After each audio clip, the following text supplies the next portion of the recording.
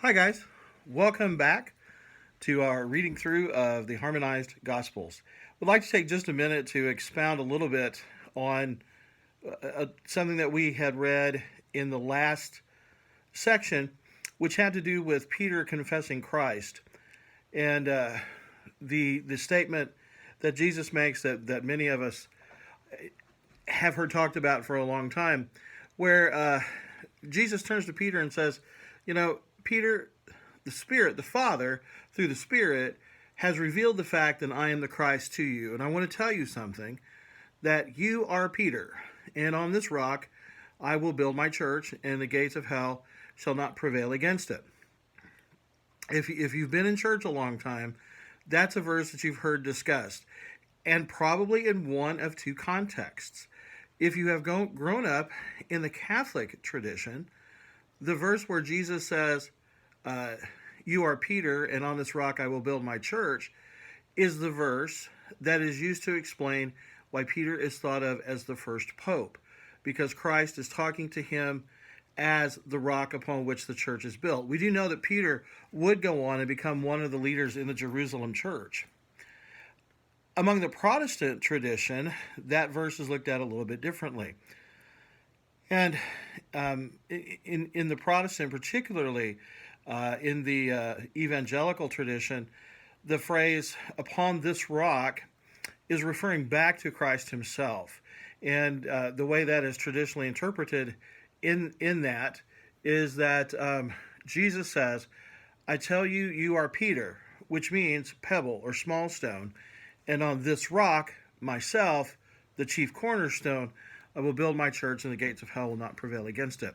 I want to throw something out at you from the Jewish perspective, where they were likely standing at this point of the discussion, because earlier it talks about the fact that they're going to Caesarea Philippi.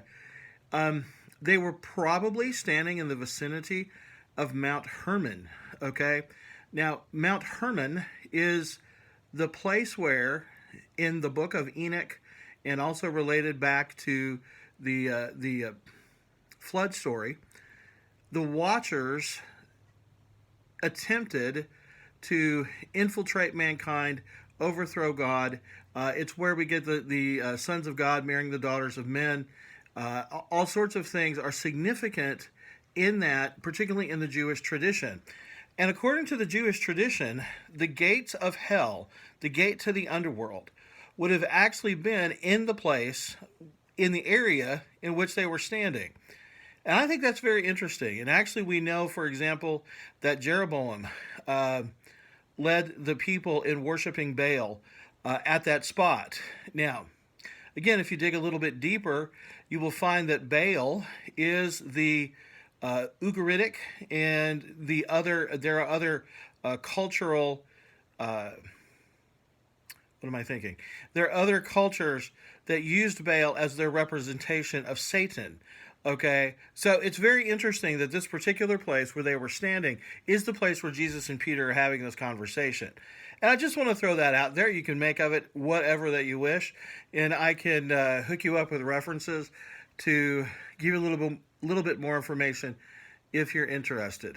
So, today we are going to pick up on Jesus foretelling his death and the resurrection, and him getting on to Peter when Peter tries to stand in the way. And I just want to throw out, it's easy sometimes to believe that we're saying and doing the right things and inadvertently be acting against the will of God. Be very careful, because God can be working great and wonderful things that in our own attempt to do what is right, and even in our attempt to act as we think that God would want us to act, sometimes we go against him accidentally. So let's jump into this. It says, and he began to teach them that the Son of Man must suffer many things, and be rejected by the elders and the chief priests and the scribes, and be killed, and after 3 days rise again. And he said this plainly. And Peter took him aside and began to rebuke him. But turning and seeing his disciples, he rebuked Peter, and said, Get behind me, Satan, for you are not setting your mind on the things of God, but on the things of man. And calling the crowd to him with his disciples, he said to them, "If anyone would come after me, let him deny himself and take up his cross and follow me. For whoever would save his life will lose it. But whoever loses his life for my sake and the gospel's will save it. For what does it profit a man to gain the whole world and forfeit his soul? For what can a man give in return for his soul? For whoever is ashamed of me and of my words in this adulterous and sinful generation, of him will the Son of Man also be ashamed when he comes in the glory of his Father with the holy angels." And he said to them, "Truly, I say to you, there are some standing here who will not taste death until they see the kingdom of God after it has come with power." And after 6 days, Jesus took with him Peter and James and John his brother, and led them up a high mountain by themselves. And he was transfigured before them, and his face shone like the sun, and his clothes became white as light. And behold, there appeared to them Moses and Elijah talking with him. And Peter said to Jesus, "Lord, it is good that we are here. If you wish, I will make 3 tents here, one for you, and one for Moses, and one for Elijah." He was still speaking when, behold, a bright cloud overshadowed them, and a voice from the cloud said, "This is my beloved Son, with whom I am well pleased. Listen to him." When the disciples heard this, they fell on their faces and were terrified. But Jesus came and touched them, saying, "Rise, and have no fear." And when they lifted up their eyes, they saw no one but Jesus only. And as they were coming down the mountain, Jesus commanded them, "Tell no one the vision, until the Son of Man is raised from the dead." And the disciples asked him, "Then why do the scribes say that first Elijah must come?" He answered, "Elijah does come, and he will restore all things. But I tell you that Elijah has already come, and they did not recognize him, but did to him whatever they pleased. So also the Son of Man will certainly suffer at their hands." Then the disciples understood that he was speaking to them of John the Baptist. And when they came to the disciples, they saw a great crowd around them and scribes arguing with them. And immediately all the crowd, when they saw him, were greatly amazed and ran up to him and greeted him. And he asked them, "What are you arguing about with them?" And someone from the crowd answered, "Teacher, I brought my son to you, for he has a spirit that makes him mute. And whenever it seizes him, it throws him down, and he foams and grinds his teeth and becomes rigid. So I asked your disciples to cast it out, and they were not able." And he answered them, "O faithless generation, how long am I to be with you? How long am I to bear with you? Bring him to me." And they brought the boy to him. And when the spirit saw him, immediately it convulsed the boy, and he fell on the ground and rolled about, foaming at the mouth. And Jesus asked his father, "How long has this been happening to him?" And he said, "From childhood. And it has often cast him into fire and into water to destroy him. But if you can do anything, have compassion on us and help us." And Jesus said to him, "If you can, all things are possible for one who believes." Immediately the father of the child cried out and said, "I believe, help my unbelief." And when Jesus saw that the crowd came running together, he rebuked the unclean spirit, saying to it, "You mute and deaf spirit, I command you, come out of him and never enter him again." And after crying out and convulsing him terribly, it came out, and the boy was like a corpse, so that most of them said, "He is dead."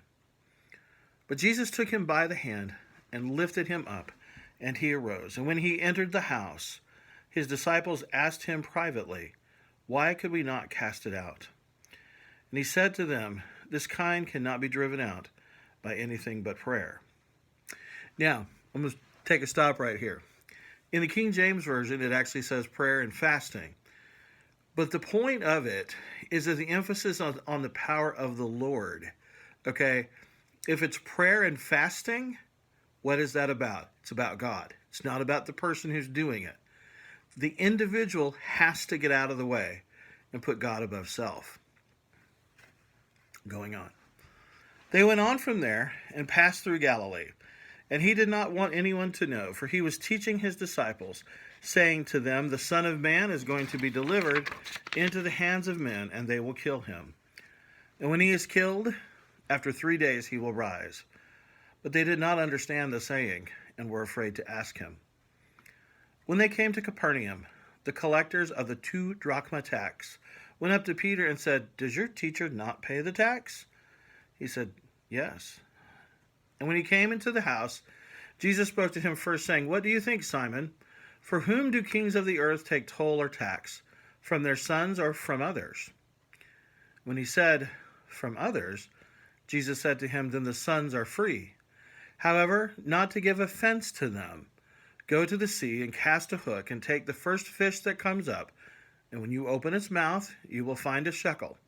Take that and give it to them for me and for yourself."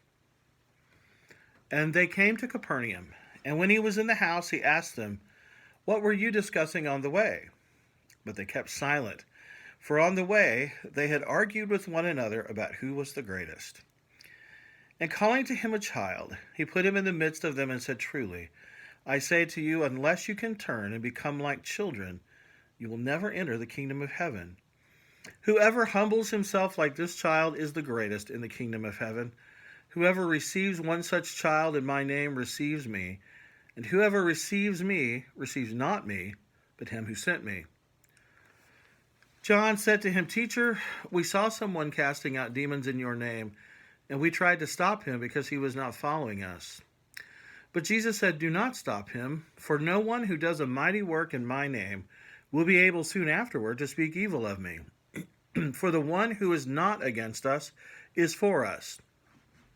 For truly I say to you, whoever gives you a cup of water to drink because you belong to Christ will by no means lose his reward.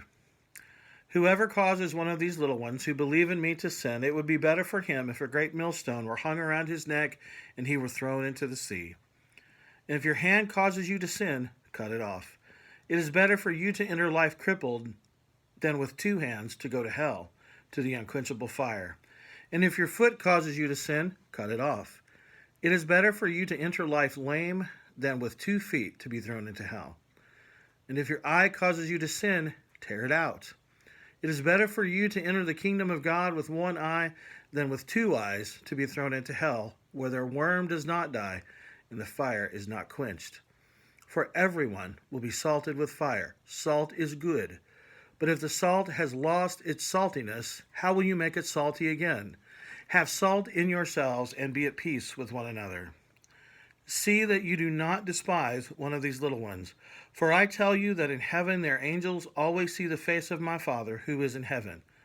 What do you think? If a man has 100 sheep, and one of them has gone astray, does he not leave the 99 on the mountain and go in search of the one that went astray?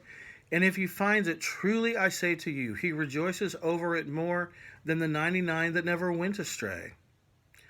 So it is not the will of my Father who is in heaven that one of these little ones should perish. If your brother sins against you, go, tell him your fault between you and him alone. If he listens to you, you have gained your brother. But if he does not listen, take 1 or 2 others along with you, that every charge may be established by the evidence of 2 or 3 witnesses. If he refuses to listen to them, tell it to the church. And if he refuses even to listen to the church, got a little problem here, let him be to you as a Gentile and a tax collector. Truly I say to you, whatever you bind on earth shall be bound in heaven, and whatever you loose on earth shall be loosed in heaven. Again I say to you, if 2 or 3 agree on earth about anything they ask, it will be done for them by my Father in heaven. For where 2 or 3 are gathered in my name, there I am among them. Then Peter came up to him and said, Lord, how often will my brother sin against me, and I forgive him? As many as 7 times? Jesus said to him, I do not say to you 7 times, but 70 times 7. Therefore the kingdom of heaven may be compared to a king, who wished to settle accounts with his servants. When he began to settle, one was brought to him who owed him 10,000 talents. And since he could not pay, his master ordered him to be sold, and his wife and children and all that he had, and payment to be made. So the servant fell on his knees, imploring him, Have patience with me, and I will pay you everything. And out of pity for him, the master of that servant released him and forgave him the debt. But when that same servant went out, he found one of his fellow servants who owed him 100 denarii, And seizing him, he began to choke him, saying, "Pay what you owe." So this fellow servant fell down and pleaded with him, "Have patience with me, and I will pay you." He refused, and went and put him in prison until he should pay the debt.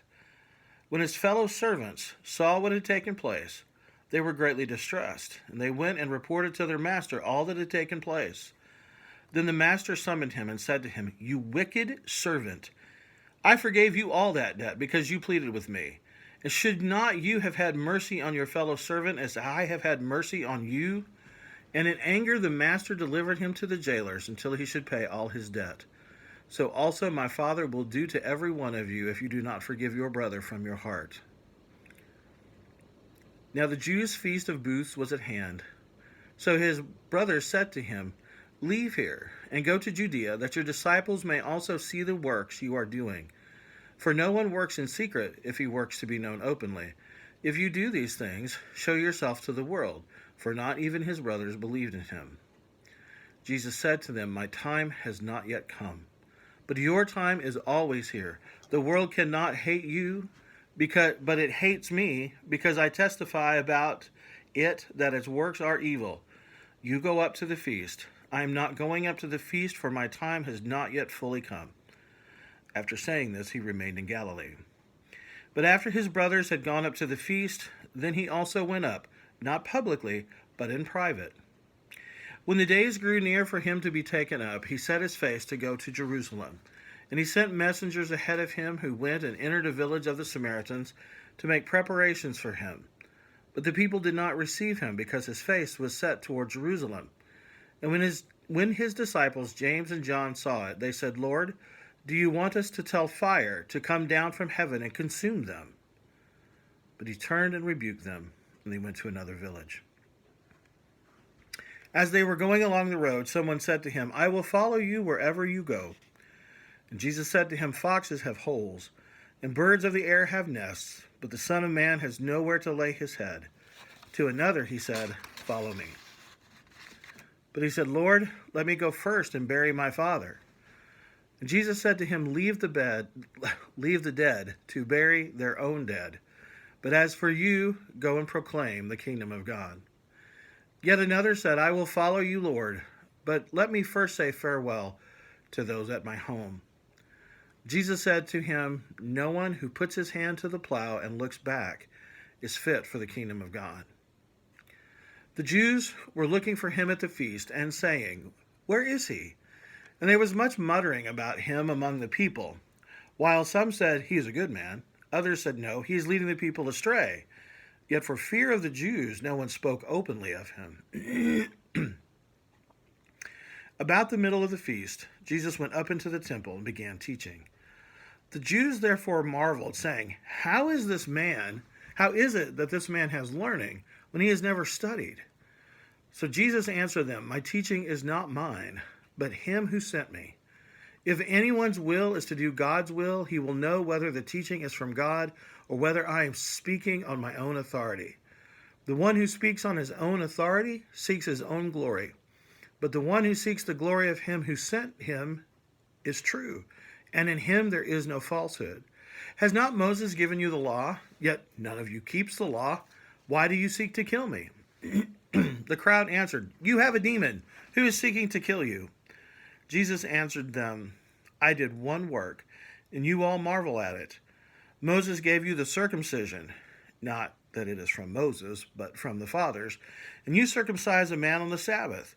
If on the Sabbath a man receives circumcision, so that the law of Moses may not be broken, are you angry with me because on the Sabbath I made a man's whole body well? Do not judge by appearances, but judge with right judgment." Some of the people of Jerusalem therefore said, "Is not this the man whom they seek to kill? And here he is speaking openly, and they say nothing to him. Can it be that the authorities really know that this is the Christ? But we know where this man comes from, and when the Christ appears, no one will know from where he comes." So Jesus proclaimed as he taught in the temple, "You know me, and you know where I come from, but I have not come of my own accord. He who sent me is true, and him you do not know. I know him, for I come from him, and he sent me." So they were seeking to arrest him, but no one laid a hand on him, because his hour had not yet come. Yet many of the people believed in him. They said, "When the Christ appears, will he do more signs than this man has done?" And that's where we will stop, because needless to say, what Jesus made public right there is going to tick the Pharisees off. So that's where we will begin tomorrow. Thank you all. I hope you have a blessed day.